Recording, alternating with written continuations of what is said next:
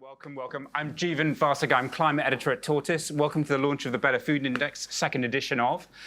If you'll forgive me, I'm going to start with a note of sentimentality. I'm going to talk about my dad. So my dad grew up in northern Sri Lanka in a family where there wasn't enough to eat, where there literally wasn't enough to eat. And I remember that he was astonished and delighted by the range of food, the quality of food that existed in Britain. He was also a fitness freak, so we never told him exactly what went into mashed potatoes, for example, or either given up eating them. But I'm saying this because I think a lot of the time when we talk about food in these contexts, we often feel like we're criticizing food, like we're taking the joy out of it. And I want us to remember that there is joy in food, there's pleasure in food, that's what it's about. Journalists are often accused of being cynical. I don't really think that we are. I think that we are perhaps the most optimistic segment of society because we believe that very fragile things, words that we commit to digital paper, can actually change the world. So we're here to try and do a bit of that in a very small way today. I'm going to start by, I'm not going to say we're not going to spend too much time on the findings. We're going to try and get into kind of showing our working, how we got there, what this tells us, picking out some of the trends. We do want to hear from you and make this a conversation. There are mics in the room. Just wave at me if you want to come in. But I'm going to start with my colleague, Maddie Diamond, who's lead researcher at Tortoise and is really the kind of brains behind the Better Food Index. Maddie, just give us a sense of how we got here, what the workings are, and what the really kind of key findings are. Sure. So for those that don't know, is my mic on? Can everyone hear me okay? Cool. So the Better Food Index is a comprehensive assessment of the largest companies in the UK food system, both the food and the drink companies. And I suppose the point of the index is to shine a light on where these companies are currently performing, but also where they're aiming to be in 10, 15, 20 years' time. So the way that we do that is we look at what they say they're doing, which is our talk pillar, and what they are actually doing, which is the walk. And this is divided into a series of different areas. So we've got environment, social impact, nutrition, affordability, and financial sustainability. So it really is a very comprehensive understanding of what sustainability is. And we approach it from that direction because it is complicated. It's hard to know who's doing well. And so using public data predominantly, we are trying to identify who's at the top and who's at the bottom. So who is at the top and who's at the bottom? Give us that. Yeah, so at the top is Cranswick. So they are a predominantly own label producer in the UK. They make meat, deli, antipasti. You've probably eaten their foods, but you didn't even know that they were the ones behind it. And they're there predominantly because they're very good at reporting. They are the most transparent company in the index.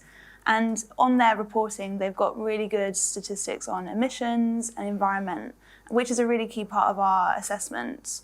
So Cranswick are at the top this year. Second is Nestlé. They were top last year. And so Nestlé, again, transparent, a large multinational company. We would kind of expect that. But they do perform very well across environment, social impact metrics. And then finally, we have Britvic. They are a drinks producer. They make Robinson squash. Here we go. And they've improved quite a lot since last year, so they're up 10 places. And that is because, again, they're very transparent. So hopefully what you're hearing here is that when you report good data, you are rewarded. And that is what our index does. And shall we just look at the bottom? Sure thing. So at the bottom, if we go to the next slide, we have Pladis UK and Ireland. They're behind McVitie's Digestives. They are at the bottom here alongside Muller and Safina UK. Safina UK is a pork and seafood producer. They're owned by a Canadian company. And these companies are really at the bottom, not because they are awful in every part of our index. As you can see, even Pladis UK, quite good on social impact. They're at the bottom predominantly because there's a lack of reporting, and where it really matters, they are falling down. And so I suppose what these rankings actually mean, a ranking, an index could be quite reductive, who's top, who's bottom, what does it all mean? And I suppose what we're trying to say is that it's really difficult to be a sustainable business across every single aspect of an operation. And so we recognise that, we empathise with it, but that's kind of what we're seeing this year. If a company comes top, Maddie, what does that say about the company? So does it say primarily that they've been very transparent? I mean, what's the sort of key understanding thing we should take away? Yeah, so I think transparency is probably the most important part of our index. So Cranswick is the most transparent company across the board. And so they are there for that, predominantly for that reason, but they do perform very well across environment and the other metrics, as we can see in the pillars. It really is remarkable that a company that makes sausages has come top for transparency. It's lots of you associate with sausage making. Okay, Will Mower, who's data scientist at Tortoise. The companies, as I understand it, have pretty low scores overall. Yeah, what does that tell us? So we've got to be quite careful when we look at the scores explicitly, because there's a lot going on there. And so we built the index not with a sort of an ideal food company. We've taken all the food companies and they're compared to each other, and that's where that score comes from. And so to put it into context a little bit, 100 would be a company that scores, that is completely transparent, as in they report on every indicator, every metric we think is applicable to them. Yeah. And they would top every single metric. So they would be the best company. So there would only be able to be one company with a score of 100. Realistically, there are sort of trade-offs that come with, as Maddie spoke about, with sort of performing sustainably in every facet. Yeah. So we see that it's actually really challenging to do well on all of them. And the low scores, if you've got a keen eye, you'll see they'll have changed since last year. And that's, so you say a perfect score is virtually impossible? Yeah, pretty much. Okay. All right. But the scores are not there to go like there's 77 more sort of points to go for the company. Yeah. Is to put it into perspective, and that's why we want to look specifically at the rankings. Yeah. We can glean some information from the scores, notably that they're reasonably compact and that the companies are sort of, there isn't that much room to play with. When you say reasonably compact, so if you sort of plot them on a graph, they cluster together, is that what you mean? Or, yeah, so the majority of the companies are between sort of like 20 and 30. Okay. And in large part that is because of transparency. Okay. But so that plays a huge role in the scores. Okay, Yeah. and this is obviously the second iteration of this index. Could you just give us a sense of what's changed between the first and second? Where have we seen progress this year in this version of the index? So I think the main thing we've seen is an increase in Scope 3 reporting. Okay.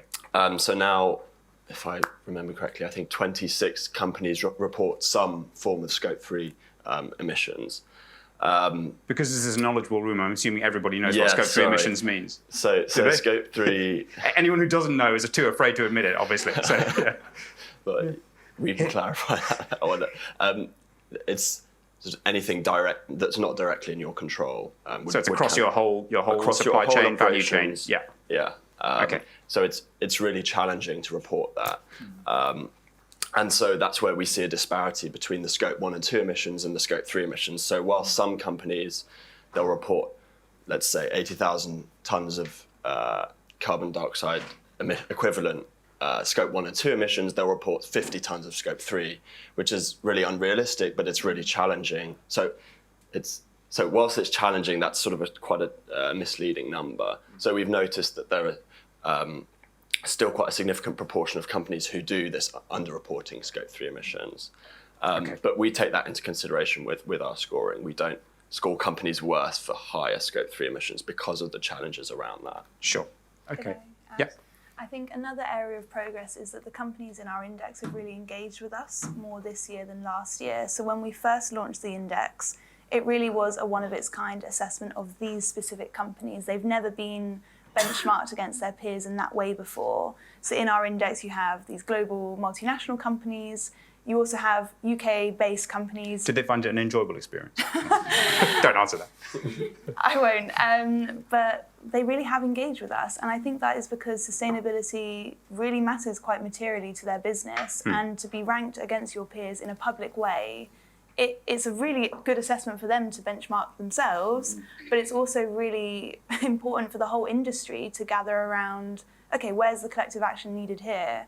And where can we galvanise change in the future? Thanks, Maddie. Sophie Barnett, who's a researcher on the index. Sophie, just want to come to you on emissions and just ask about progress on cutting emissions, because we've tracked that too. Could you just talk to us a bit about that? Yeah, sure. So as Will mentioned, we've seen an increase in Scope 3 transparency, but we even where companies are reporting more scope 3 emissions, that doesn't necessarily mean that their emissions are increasing. It might just mean that they're getting better at knowing what they're doing. So the index doesn't penalise companies directly for the value of their scope 3 emissions. Instead, if we want to look at whether emissions are going up or down, we look to the scope 1 and 2, so the direct emissions and emissions associated with the power that companies source. Each of our indicators requires comparing companies of different sizes. So for each indicator, we will scale by revenue. So when we do this, we get a measure of emissions intensity, so how much are companies emitting compared to their revenue. And if we compare this year on year, we can see that emissions intensity has gone up in the index by about 5% for scopes 1 and 2. Yeah, and obviously what we need to see as a society is the reverse of that. It's producing more food at a lower level of intensity. Yeah, okay. Mike, let me come to you. So for those of you who don't know who Mike is, well, you launched and implemented Plan A at Marks and Spencer, sustainability advisor now.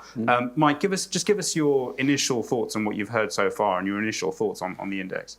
Well, firstly, great piece of work. I spent 20 years at M&S getting the grey hair on my head dealing with things like this. And I remember the first year or two of it, it was a right old pain. It's a lot of work, a bit of embarrassment in the public domain when you didn't do as well as you wanted to. But we learned to love indexes, whether it was on cotton or it was on wood or whether it was on palm oil and soy or human rights and animal welfare. Actually embracing this and understanding where M&S was relative to the rest of the industry in terms of best practice became a really powerful driver for change. And I think it's doubly so now because in the past it was all driven by reputation. You didn't want to be embarrassed on the front page of Tortoise or The Guardian for being in the wrong space with your brand. Now it's much more existential than that. We're flying into a storm. We're dealing with here the most polluting industry on the planet in terms of greenhouse gas emissions, food waste, water use, deforestation, etc. We're dealing with one that's the most vulnerable to the problems it causes, extreme weather events driving down yields, availability in a growing population. And it's the most complex to decarbonise or change. We're not talking about you had a diesel car and now it's electric, which is a relatively simple narrative. Yeah. There are so many different pathways on this. So my first point to everybody is embrace gathering that data to tell you what your business model needs to look like in a rapidly transforming food system. One detail on that to the food industry themselves. Beware what you're sailing into with the big retailers now. I can start to see them probing, being the gatekeeper on behalf of their customers, hundreds of thousands of SKUs. No one's going to look at the labels, carbon labels, health labels on hundreds of thousands of products. The big retailers will turn around and say, bottom 20% in a category, shows your data, not performing well, off my shelf. You lose access to the marketplace. That's transformation. You need to understand that even if you don't share the information, which you should with the public domain. Penultimate point, I'd also say this is really important then about informing strategic decisions in the boardroom. You're going to have to make some really big bets as a food company, a food retailer in the next 3 to 5 years. And you want the best possible data to decide whether you divest from a particular category, you sort of invest into another one, where you position yourself, how you work with your retail partners to get to the marketplace. So again, strategic literacy built upon data and transparency is critical. And that takes me to the final point, partnership. This is huge, changing the world food system. Not even some of the world's biggest food companies that we've seen named in the index can do this on their own. And I think what we need now is a strategic, collective understanding of where we need to get the food system to and our role in doing that. And my final point in all of this is clearly the policy system that we require to help us transform. I'll pick my words carefully, no, it won't. It's moribund. We can't turn around at a time of crisis, of transformation and say, leave it to the marketplace, leave it to consumers' choice. We simply can't. But we need to make really good choices at policy system level. And again, that depends upon data on a systems level and at an individual company level as well. So data, transparency at the heart of your future food system. Thanks very much, Mike. There's more to say, but I'd love to hear from the room before we go on. Hi there. Just tell us who you are as well before we start. Thank you. Sure, very happy to. Hi, I'm Steph. I'm the CEO of Altruistic. We're a sustainability data management company. We work with a lot of food businesses on a lot of the challenges that have come up here. Question to the food index team. So scope 3 is, of course, a lot like a sausage, and there's a lot of stuff that sits beneath the hood of that. What I'd love to understand is to what extent do you look at the sort of elements beneath the scope 3 classification? And so, for example, at the simplest level, it could be, is it audited, has a third party signed off on it? But at the more complex level, for instance, you're going to have to start splitting out land use and land management and land use change from that as part of the upcoming GHG protocol guidance on flag, for instance. Would love to understand how much you unpack Scope 3. Okay, I'd love to take some more points from the room, though, before we answer that. Any comments or questions? Yeah. Well, to that gentleman's point, I'd like to check in. Just if you could grab the mic. Brilliant, thank you. Sorry, Simon Pelicanag. To that gentleman's Simon. point, I'd like to chuck in, the farmland is the base, if you like, of a lot of those Scope 3s. So Yeah. I'm interested in soil health, whether that features remotely in assessment. Thank you. And what's your background, Simon? I invest in regenerative Okay, thanks. food Brilliant. companies. Maddie, do you want to Sure. take the Scope 3 question? Yeah. Sure. So I suppose in terms of observations that we've seen is that it really does vary. Some companies report in very much great levels of detail exactly where their Scope 3 emissions are coming from. And those reports could be audited, they might be public companies. On the other hand, some companies are only reporting their transport emissions, which is part of the company's house filing system. So, and it is quite laughable. You do see these huge companies reporting 50, 60, 70, 80 tons of emissions, which is just completely under-reporting from our perspective their whole impact across the system. So I suppose from an observation perspective, we have seen that. And we also, report or collect information on Scope 1 and 2 emissions as well as other kind of proxies and measures for environmental impacts across the index. One quick additional point there. I mean, there's a real risk here that Tesco and Sainsbury's ask for different Scope 3 data in different ways. Nestle and Unilever ask for it in different ways. We need one common approach for efficiency reasons, for reporting transparency reasons. And again, people like RAP are starting to drive like commonality of you should all be asking the same questions on the same data base as well. So again, I would push us all to get behind a common reporting data system. Thanks, Mike. And there's another comment, I think, at the back of the room. Hi. Tom Jeffrey, I'm a former campaign strategist on public health and sustainability. Question really for Mike, and it may be a bit philosophical, so bear with me here. Sustainability leads, or those with responsibility for sustainability, often have different positions within the C-suite, different relationship to core decision-making in a company. You talked about embracing the indexes, but is there a danger? How do you view the proliferation of different metrics you're reporting on, and how does it help you make the case? And it's not a philosophical question, it's a really important one. And ultimately, you realise as a business, you need one data system that if whether an investor asks for it, Tortoise asks for it, Greenpeace asks for it, or your board asks for it to make a big decision about the future direction of your business, it's one core data system. And again, I won't say too much at this stage but I look at a C-suite and say, do you collectively own this? And you've got a chief sustainability officer there as your servant to go off and do your tasks.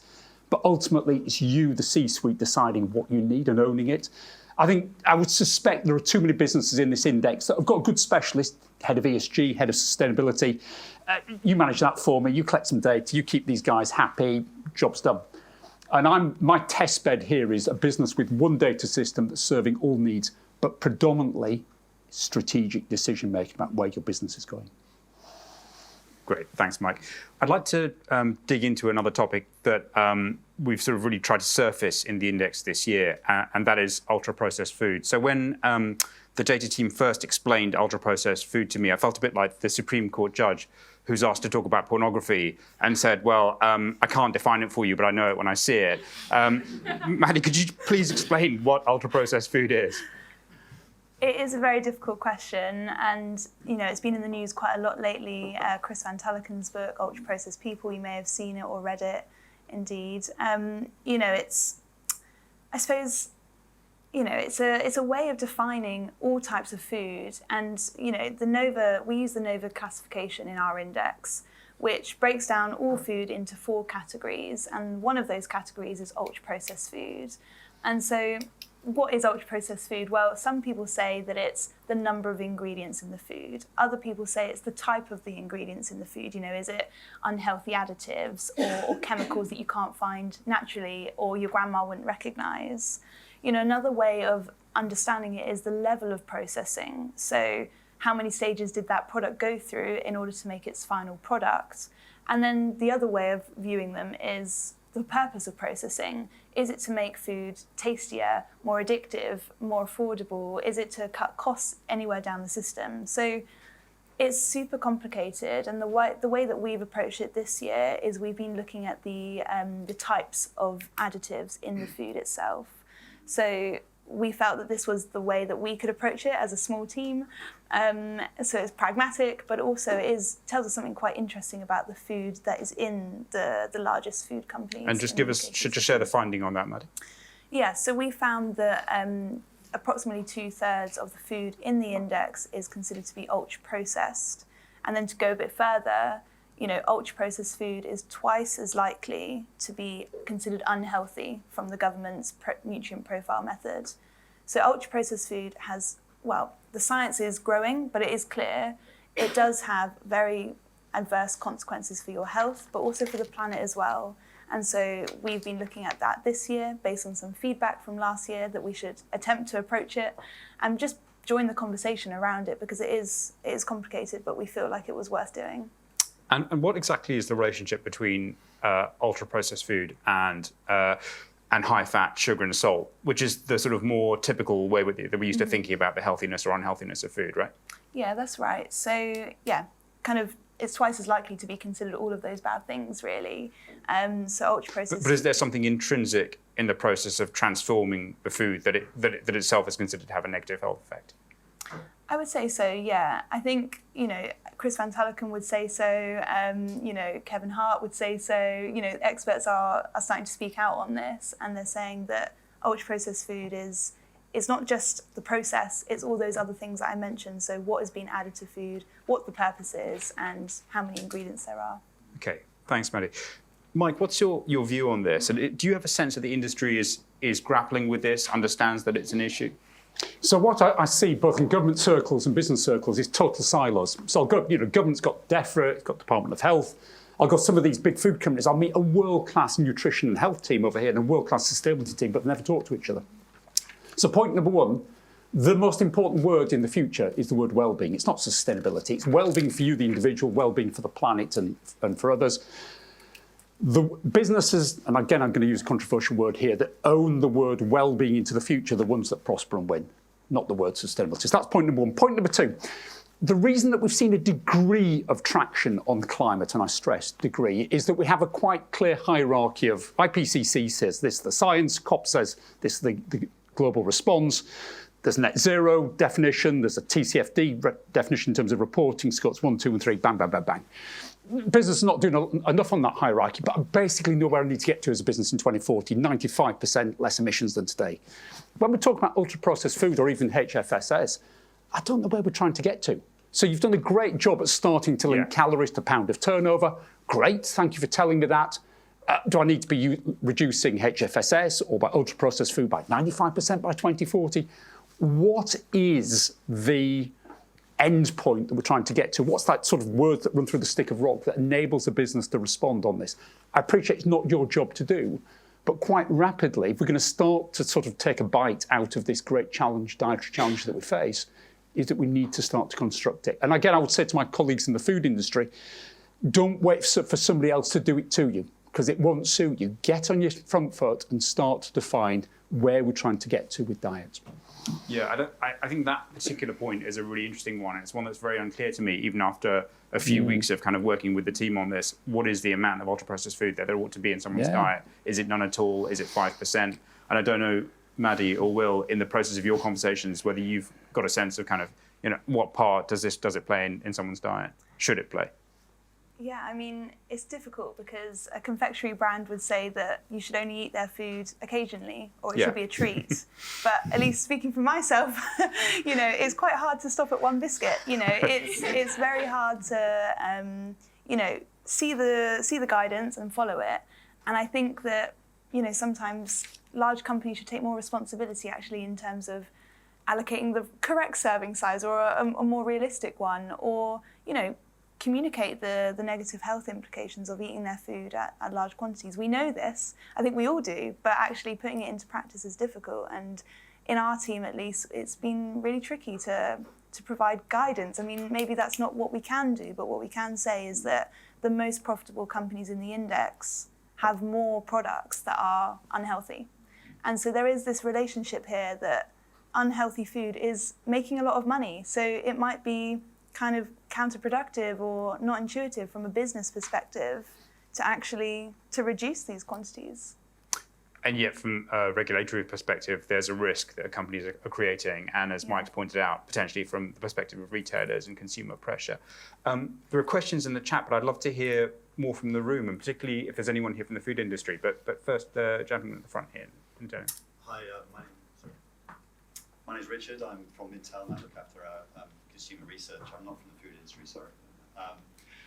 I'm hearing sort of a positive story that reporting is improving, transparency is improving. I'd be interested in building some of the points you've heard a little bit. What do you think the major drivers of that are? Is that coming from consumer expectation? Is it competition between brands? Is it compliance? You could just say, yes, it's all of those. But I mean, I'd be interested in your views on which of those drivers are strongest. Before we pick that up, let's hear some more from you.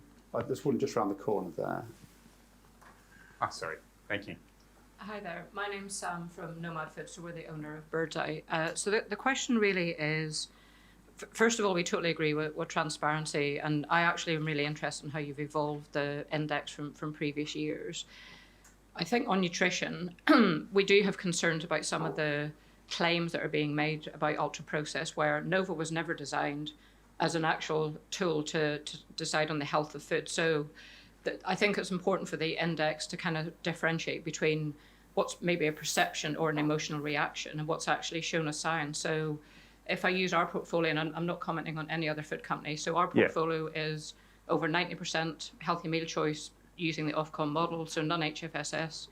80% of our portfolio is also under Nova considered to be ultra-processed. So it's fundamentally flawed to use Nova as a marker for health. So I think this is an area that we'd really like to see Tortoise. Actually, my advice would be to get more nutritionally qualified advisors. Some of the people you've mentioned are very esteemed doctors, but they're not doctors or qualified nutritionists. So I think the nutrition piece and the health piece, to Mike's point, is really, really key.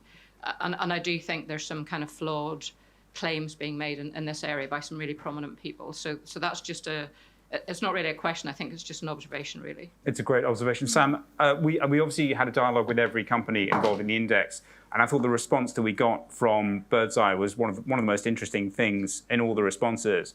And I think it kind of speaks to the question of, whether, I think Will's point earlier about whether all of the angles that we consider food on are aligned with each other. Because if you're saying, well, you're putting fish in breadcrumbs, and that's a way for people to eat fish and for it to be affordable and that's sustainable, that's great, And if we respond by saying, well, the British public ought to eat fish heads and like it, that's clearly not going to happen. So I did think that was a really interesting conversation.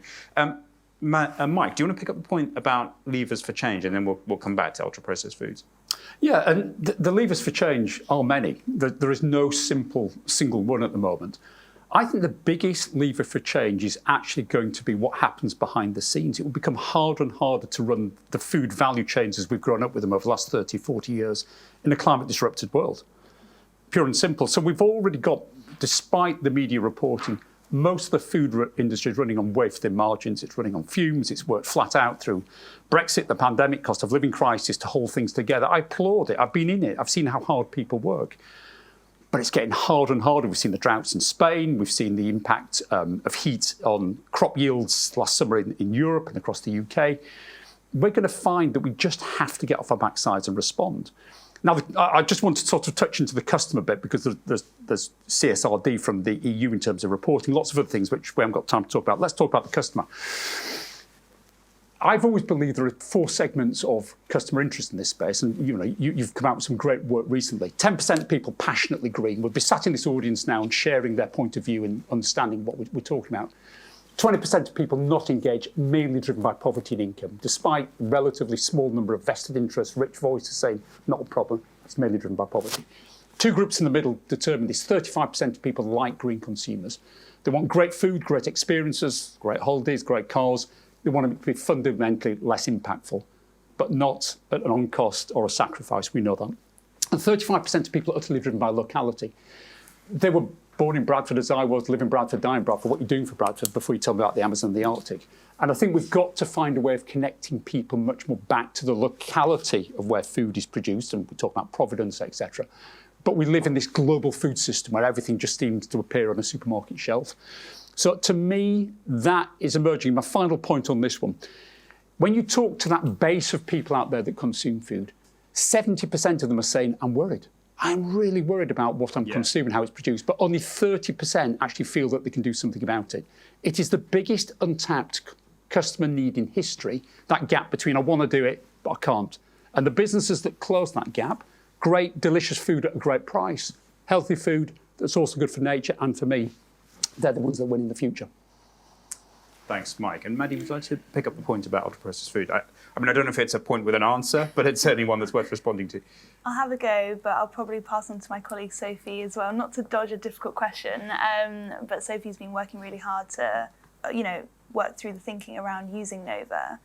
I think what I would say first of all is that Nova, while it's a growing body of research, it is still the most recognised piece of methodology around classifying ultra-processed food.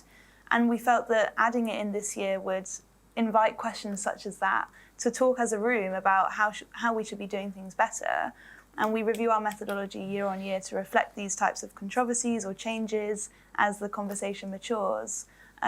So thank you for the point. But I don't know if Sophie, if you've got anything else to add around Nova. Yeah, so I think it's important to say that sorry, I really can't crane my neck this far, but the index has added ultra-processed food, but that doesn't mean that it's sort of taken over the view of nutrition. So it's one of 8 indicators that look at nutrition. And, fish fingers perform really, really well on all of the other nutrition indicators. And it's a point that we get from the food industry, which is that sometimes ultra-processed food, it aligns with all of the other guidelines on high fat, salt, sugar, saturated fat.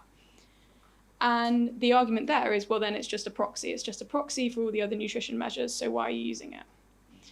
And if that's true, then that's fine. It's a good proxy, and it's not causing any harm. If the opposite is true, which, you have mass-produced bread, that's nutritionally, it's not HFSS. You have fish fingers, you have tinned beans with preservatives in. So you have food that scores well on nutrient profiling model and isn't HFSS but is still ultra-processed. Then ultra-processed food is doing something important, because if these links to negative health outcomes are still the case for ultra-processed food that isn't nutritionally imbalanced, then it's the processing itself that's doing something. Now, we're not nutrition experts, we can only be advised by them, but we've taken advice from experts, and we decided that given that these links are present in scientific studies linking ultra-processed food to overconsumption, to obesity, to cardiovascular disease, that it was important to add as part of a holistic picture. So that's not to say fish fingers are bad for you, it's to say that fish fingers are really good for you on loads of the classic nutrition metrics, but they are also ultra-processed. And so fish might be better for you if it wasn't ultra-processed. Thanks, Sophie. In 30 seconds. This is exactly why we need government leadership, because there are so many different points of view. We've got science with the view, campaigners, we've got the food industry. Everybody's got a legitimate view on this. There is no neat answer.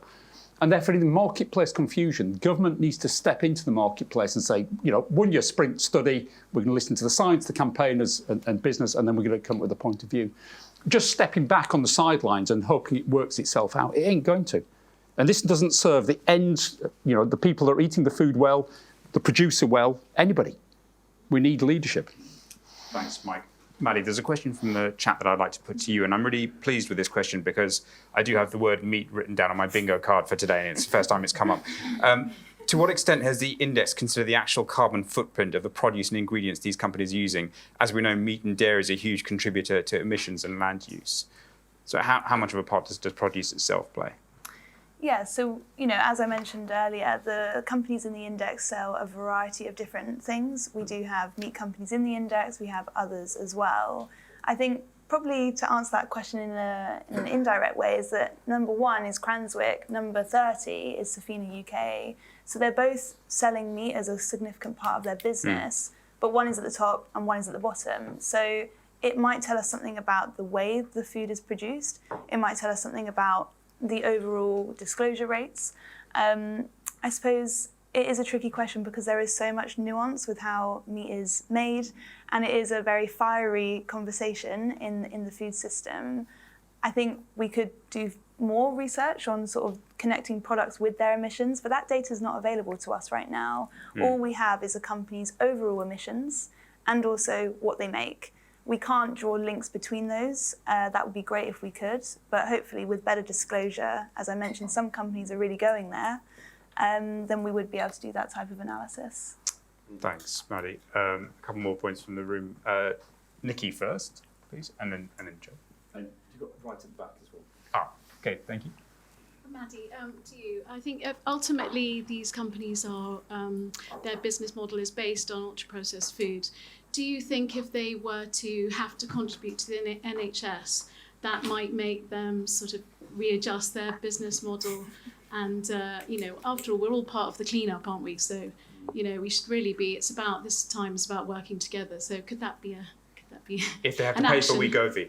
Is that your argument? Okay. What did you say? If they have to pay for Wegovy, Jazz. Yeah. Okay. Let's hear from James. Jeevan, thank you. I'm James Harding. I just wanted to, I work here at Tortoise, I'm editor here at Tortoise. I just want to ask Mike a question.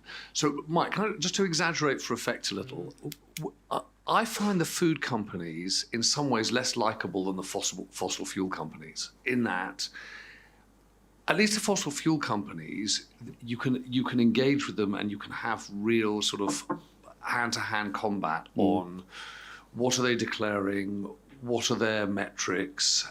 You can see them acting. With the food companies, there's something very strange going on. Which is, who are these guys? You don't know who they are. It's not clear where they come to the table. It's not clear how they organise and talk to themselves, except behind closed doors and on their own terms. And as much as I think this is great, what we're doing here, you'd love it to be in a room where the 10 largest food companies are, but I can't find out where they are. So I just wondered where do they meet? Where do you take this kind of information and say, can we have an open discussion about what you're doing and how you're changing?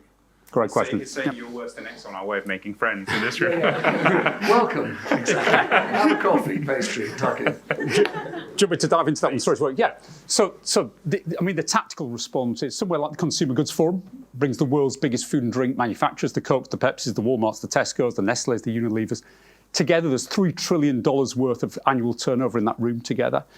It's represented by the chief executives of these businesses, 25 from the manufacturing space, 25 from the retail space. That's the go-to place. If you want to have a difficult conversation with the barons that control that industry, that's the place.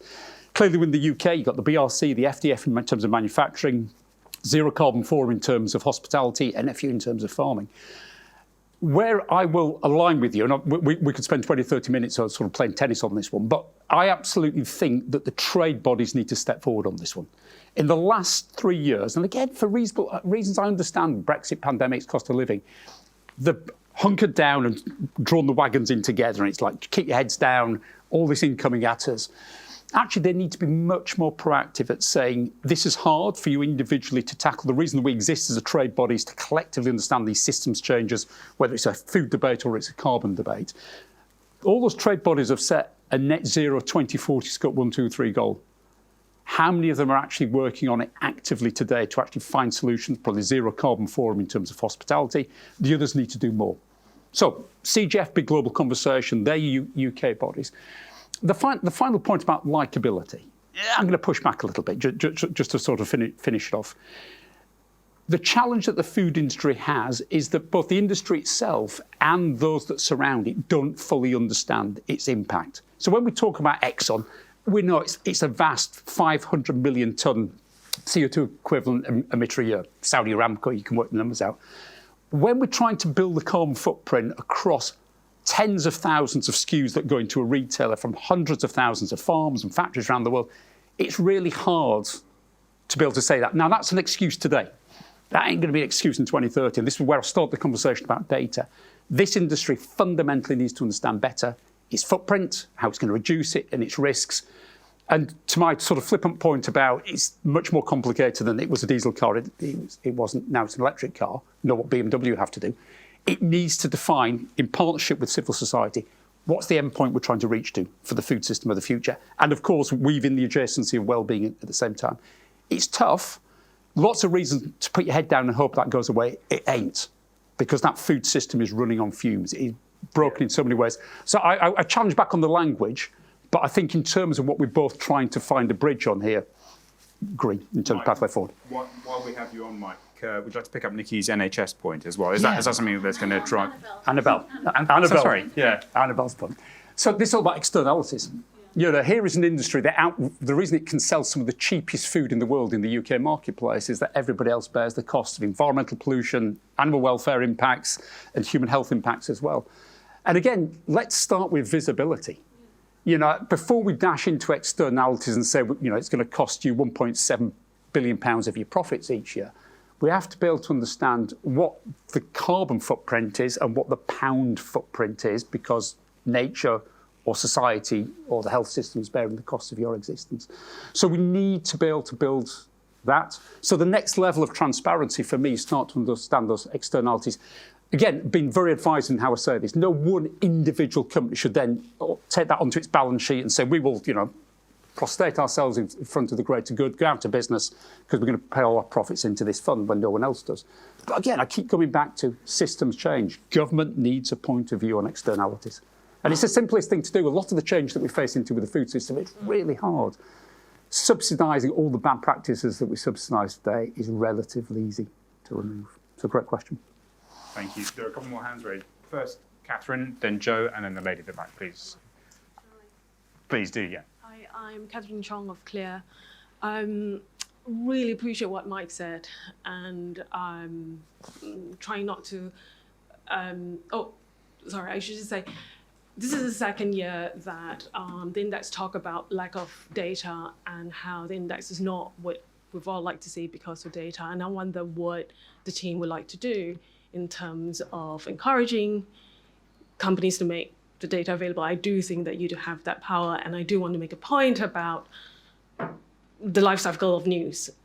The last few weeks, there seems to be some interest to look at how we are going to reach 1.5 Celsius increase in global warming in the next 5 years. Yeah. We know that the global non-food consumption has transgressed planetary boundaries by many times in some of the areas: freshwater eutrophication, freshwater ecotoxicity, and all that has a lot to do with how we farm our food and how we, not just how we process and manufacture our food. And I think that conversation is just need to happen a lot more, and looking into emission tree is scope 3 is so important. Can we not just talk about it's not available, therefore we can look further into this? Thank you.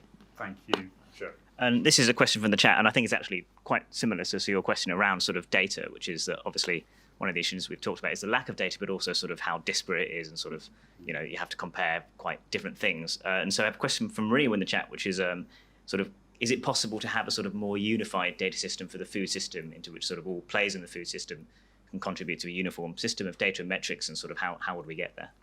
Thank you. And there's a lady at the back with her hand raised. Oh, that must be. Thank you. My name is Ezgi. I'm from Boston Consulting Group.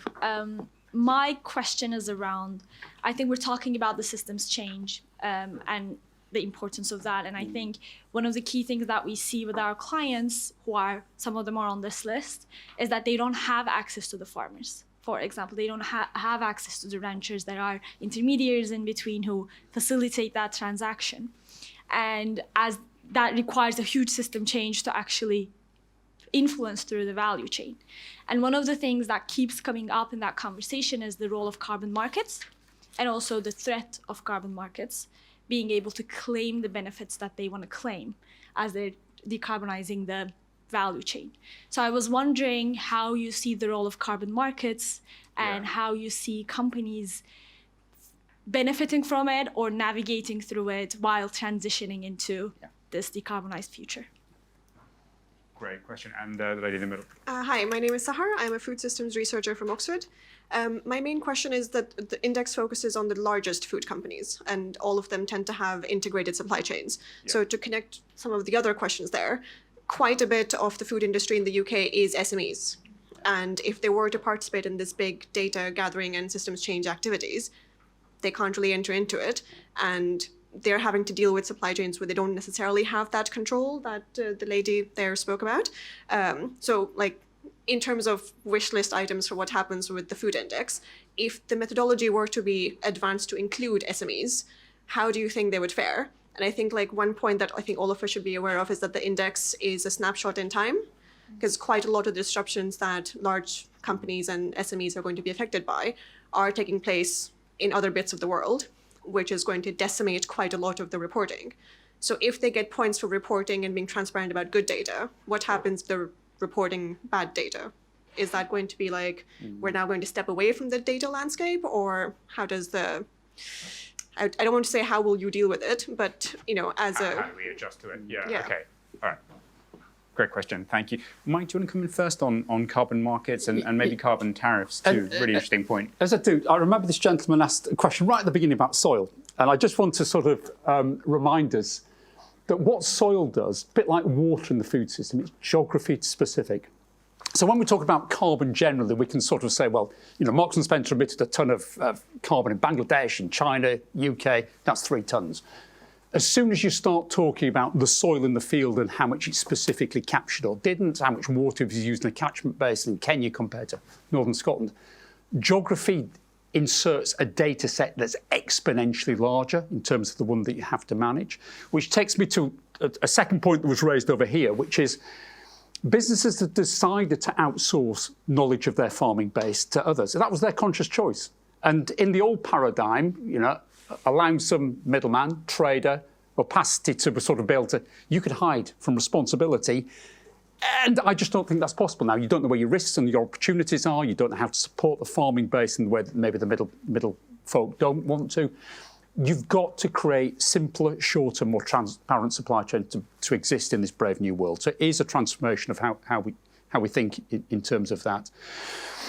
So I want to see more visibility in terms of what we do. To the point about SMEs, brilliant point. And one of the things I would encourage you to do to add to the index is there's an awful lot of wholesalers that are invisible out there that feed food out into tens of thousands of smaller businesses, the corner curry shop, the corner restaurant.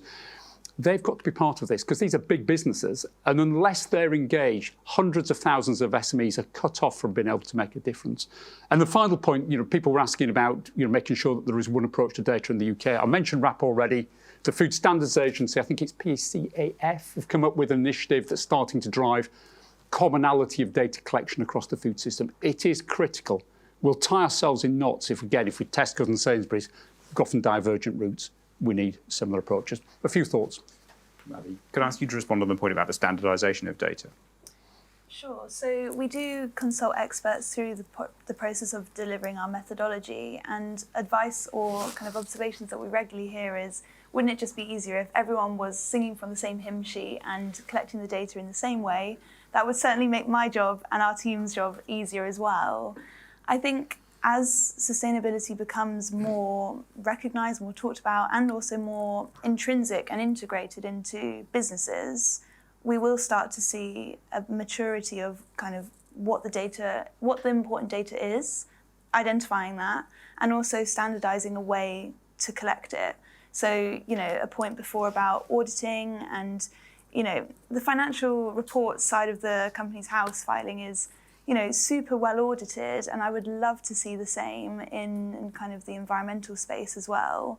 I don't think we're there just yet, but I do think that year on year we have seen, though transparency is again a kind of consistent theme that companies are not being as transparent, we have seen companies for the first time ever publish their first sustainability reports, and that is in part because of the work that we're doing in identifying where they are. And to take the other question about what does our team want to do with the data and how do we kind of see this developing further, I would love it if every company in our index published their own sustainability report. That isn't the case at the moment. And so there is just a lack, a vacuum of information. And it might be that the companies have this information, they just haven't been told to publish it yet. It might be that they don't have the information, they don't know where to start. And so I think disentangling those two things would be really effective, and working with the companies to to encourage a race to the top, this index is not supposed to be a kind of name and shame. It really is supposed to be driving positive change, and we hope that we're doing that in our work. Thanks very much, Maddie.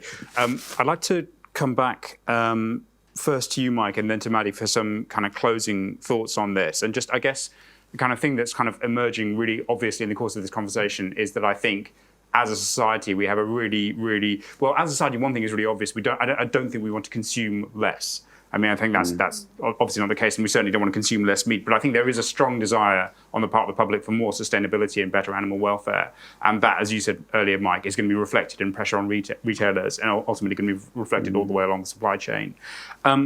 Mike, I just want to come back to you for a sort of final thought, really, and just ask you, we've got a group of people together in this room who obviously really care about this subject. Many of them are in a position to make real change.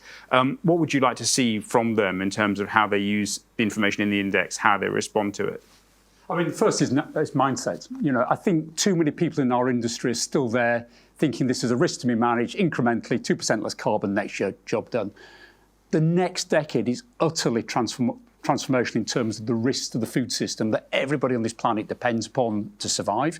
As MI5 said, we're no more than 4 square meals away from insurrection in any modern society, let alone in a developing one.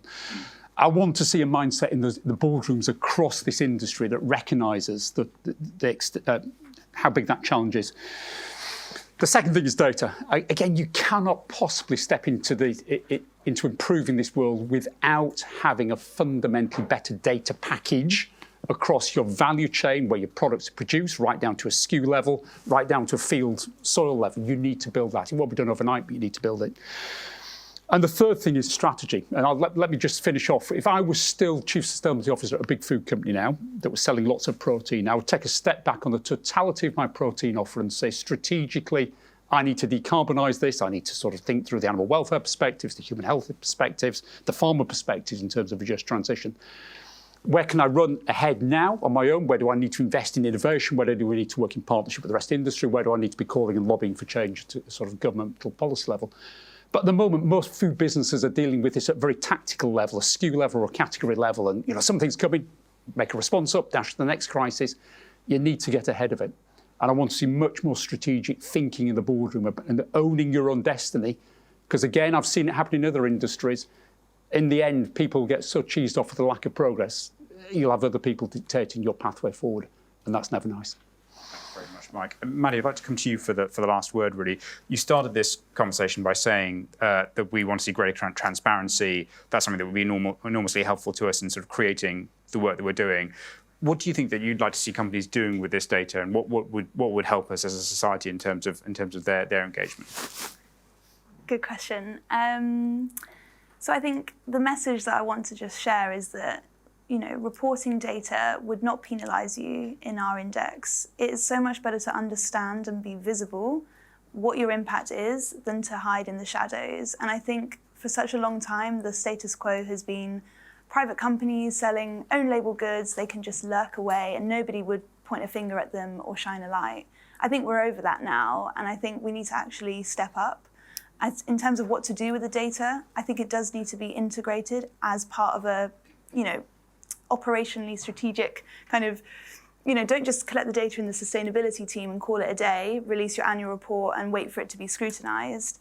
That needs to actually be the levers for change in the business. And we speak to sustainability professionals at the companies in the index, and they're really championing the way, but it does feel like they're on their own. So I think sustainability also needs to be something that everyone across the business owns, and it can't just be, a tick box exercise. I think we've done that for too long now, and now we actually do need to see that systemic level change that Mike was talking about before. Thanks very much, Maddie. Thanks very much to all of you for coming here. Thanks, Mike, for joining us. But most of all, a big thanks to all of the data team who are practically asleep or maybe dead on their feet at this point. Thank you all very much.